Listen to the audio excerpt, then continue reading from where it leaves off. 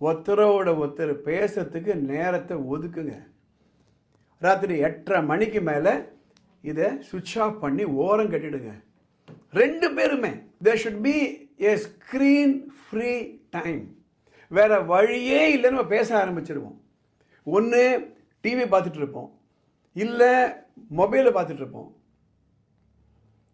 இது ரெண்டும் இல்லைன்ற காலகட்டத்தில் தான் நம்மளால் பேச முடியும். உறவுகளை எப்படி ரீட்டைன் பண்ண போகிறோம், மெயின்டைன் பண்ண போகிறோம், சஸ்டெயின் பண்ண போகிறோம், இது ரொம்ப ரொம்ப முக்கியம். இந்த 3 பதங்களை நம்ம சரியாக புரிஞ்சுக்கலைன்னா உறவுகளை காத்து கொள்ள முடியாது. இன்றைக்கி நம்ம பார்க்க போகிற எமோஷ்னல் வைட்டல் பராமீட்டர் என்னென்னா கம்யூனிகேஷன், தகவல் தொடர்புன்னு சொல்லுவாங்க. How do you share your views with others? Communication ஒரு பெரிய சமுத்திரம் மாட்டோம். அதை பற்றி எவ்வளோ மாதம் வேணாலும் பேசிட்டே இருக்கலாம். ஆனால் இந்த கான்டெக்ஸ்டில் கணவன் மனைவிக்கு இடையில் இருக்கக்கூடிய கம்யூனிகேஷனுடைய குவாலிட்டி அண்ட் குவான்டிட்டி. குவான்டிட்டினா ஒரு நாளைக்கு எவ்வளோ நேரம் ஒருத்தர் மனம் திறந்து பேசுகிறோமா, முதல்ல என்னாச்சு அண்மை காலங்களில், இது என்றைக்கு வந்துச்சோ அன்றைக்கே நம்ம அவைலபிலிட்டி ஆஃப் டைம் போயிடுதுங்க. ஒரே அறையில் இருப்பாங்க, இவர் கையில் ஒரு மொபைல் ஃபோனு, அவங்க கையில் ஒரு மொபைல் ஃபோனு, இவங்க அப்படியே பார்த்துட்டே இருப்பாங்க, அப்படியே பார்த்துட்டே இருங்க. இதில் சர்ப்ரைசிங் திங் என்னென்னா, பக்கத்தில் உட்காந்து இவங்க மெசேஜ் அனுப்பிச்சிப்பாங்க, ஒரே வீட்டில் உட்காந்து மெசேஜ் அனுப்பிச்சிப்பாங்க. அந்த ஃபேமிலி டைம் இன்றைக்கி ஸ்க்ரீன் டைமாக போயிடுச்சு. Family time has become a screen time.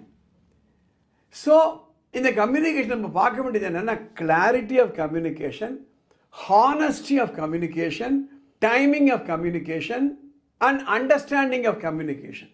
Clarity of communication, நம்ம சொல்கிறது கிளியராக சொல்கிறோமா, அதை சரியாக புரிஞ்சுக்கிறாங்களா, நம்ம செக் பண்ணுறது கிடையாது. அதே மாதிரி அவங்க பேசும்பொழுது நம்ம கிளியராக புரிஞ்சுக்கிறோமா. நான் ஏற்கனவே ஒரு எபிசோடில் சொன்னேன், லிசனிங் இல்லை.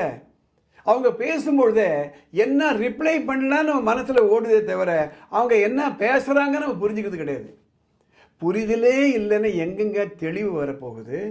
ஏர்லி வார்னிங் சிக்னல் என்னென்னா, இந்த கம்யூனிகேஷன் சரியில்லைன்னா ஆஃபன் மிஸ்அண்டர்ஸ்டாண்டிங், ப்ராப்பர் அண்டர்ஸ்டாண்டிங் இல்லை. ஒருத்தர் நம்ம தவறாக புரிஞ்சுக்கிறோம், அவங்க சொன்னதை நம்ம தவறாக புரிஞ்சுக்கிறோம்.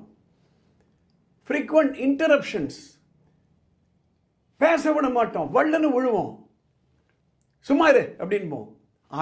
அடக்க அது அதிகமாகிட்டே போகும் இல்லை. அப்போ என்ன செய்யலாம், ஒருத்தரோட ஒருத்தர் பேசுறதுக்கு நேரத்தை ஒதுக்குங்க. ராத்திரி 8:30 மணிக்கு மேலே இதை சுவிட்ச் ஆஃப் பண்ணி ஓரம் கட்டிடுங்க. 2 பேருமே there should be a screen free time. வேறு வழியே இல்லைன்னு நம்ம பேச ஆரம்பிச்சிருவோம்.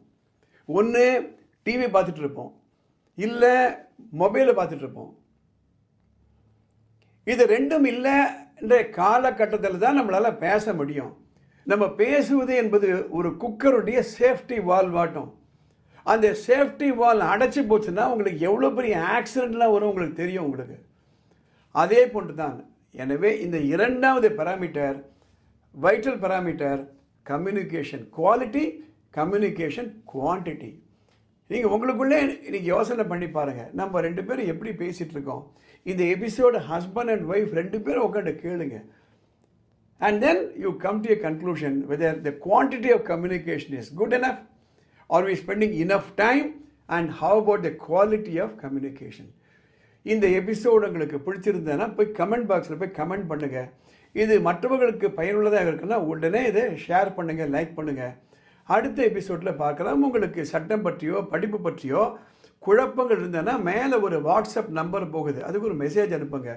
வானமே இல்லை அறக்கட்டளையின் சார்பாக அதை படித்து பார்த்துட்டு அடுத்த எபிசோடில் நாங்கள் கவர் பண்ணுவோம். இந்த சேனலுக்கு சப்ஸ்கிரைப் பண்ணுங்கள்.